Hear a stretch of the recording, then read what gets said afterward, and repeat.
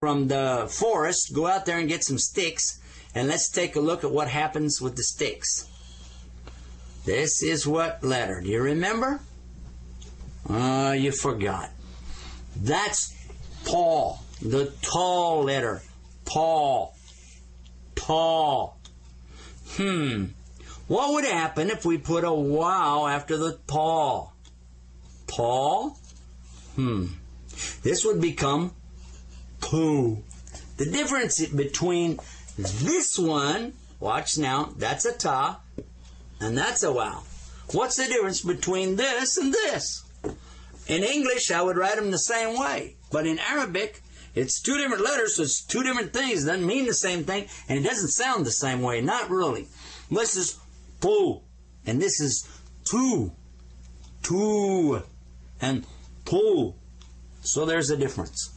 If you don't hear a difference, it's okay. It'll take you a little time, but you get used to that. Poo and tu.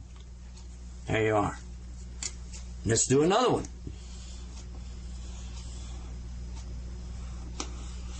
What is that? Do you remember what this is? T. T. It's not the same as T, like this one. That's T. This is T. T. T. It has almost the extra sound of T. T and T. Now, another one is when you have like this and you go up. This is what? That's an aleph. This is ta, ball. Whenever you add one of these helpers that gives the sound to it, what happens, not only does it give the definite sound, it extends it out by one extra count. So instead of ta, it becomes ta.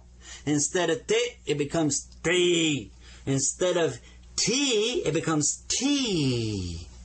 Instead of t, t. Instead of te, te.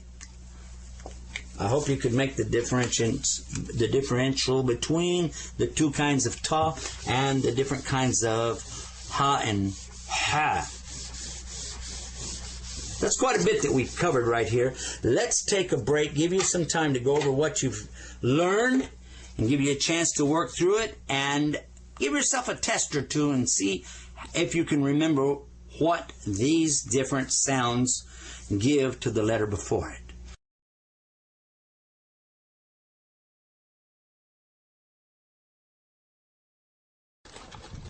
Showing the kids and everything about how if you build a fire, you build it all up from the bottom, put a real nice paper or tinder on the bottom, and little twigs getting bigger and bigger and bigger until you got some good sticks and logs on top. So when you light it, you should be able to just get it going with one match if you got it all built right. So you come on the side that the wind will take it also, so the wind helps you blow the fire into the wood. So I came on this side because I know that the fire is going to go that way. So I got one match, and you just step back, and if you built it right, it'll go. Just like that, without any hassle, without any gasoline, without any blowing, or without any fanning or fuss. There it is. Well, that's all done on one shot, one match. And when I used to live, I lived up in the mountains in eastern Oregon. I got 20 acres of land out there, and when I lived out there, I used to build a fire like this, and then at the end of the day, or when you're done cooking and stuff like that, I would just put a big log on it and kind of pile it all together. It's called banking. You bank it up, and then in the morning when you come, if you did it right, there's still some hot embers in there. So I would put a few little pieces of stick and a piece of the moss and blow on it and get it going again without no match. And then I would keep that fire going for like a month or 2 months off one match. It would just, every morning I would come out and get it started again from the little embers in the fire. And so literally that one match fire could last you for months as long as you had the same camp and you knew how to, get it going from the spark in the morning.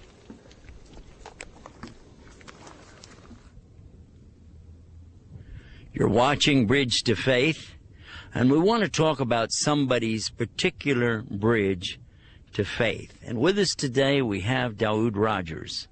David Rogers from the United States is with us. I'm your host, Yusuf Estes, and I want to talk to him and find out about his bridge to faith. Assalamu alaikum. Wa alaikum salam. How's everything, Dawood? Alhamdulillah, very good. It's nice to be out here at your place and enjoying this campfire. But we're actually in the Gulf right now, and you're not from the Gulf, are you? No, certainly not. I'm from Eugene, Oregon.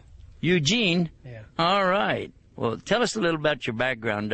From the beards and the accents, things that we're doing, it's pretty obvious that we're not with ZZ Top and not part of the Amish. So what's going on?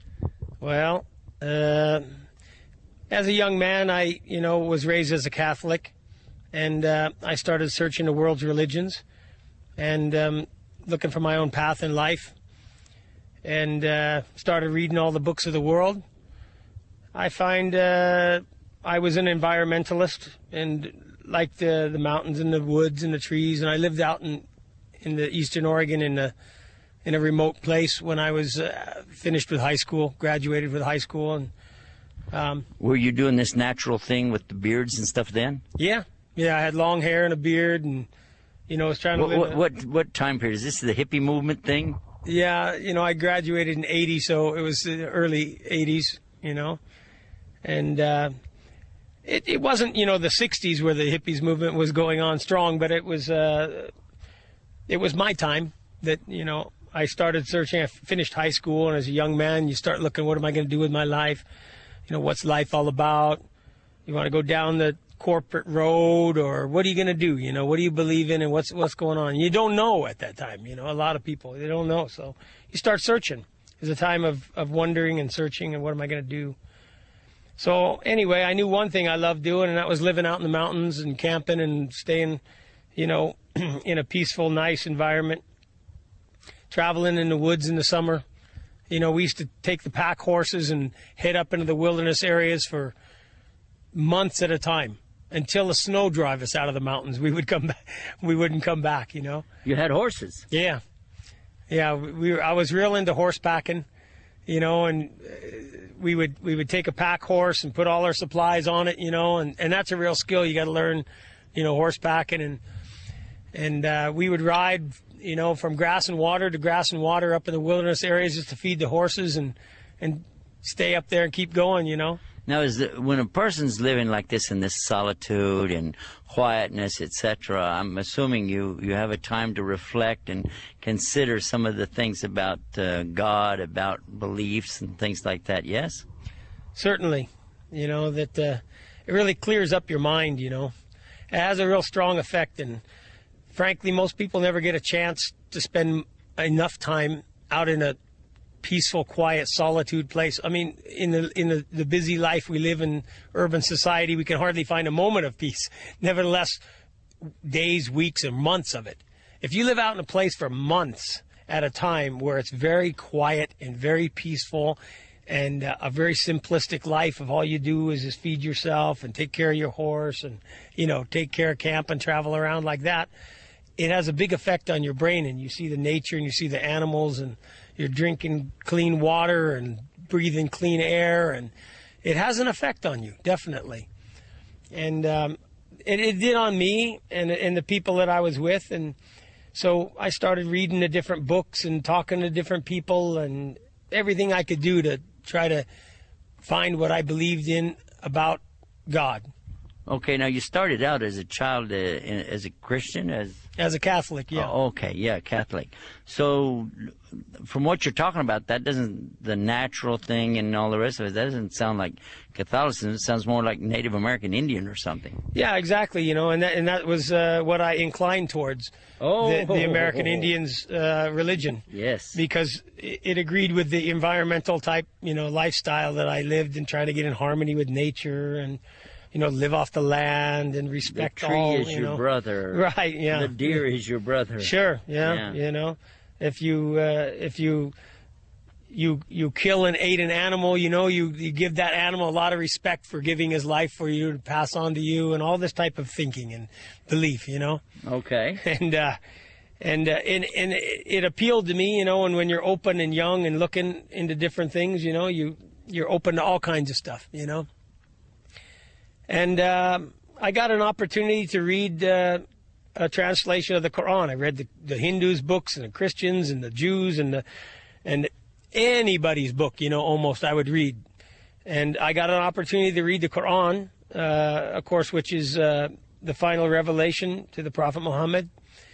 And we used to sit around and the campfire and discuss the books and the theology and the thoughts that, you know, we were having about this belief and that belief. And we used to discuss it, you know, argue it out, you know, try to rationalize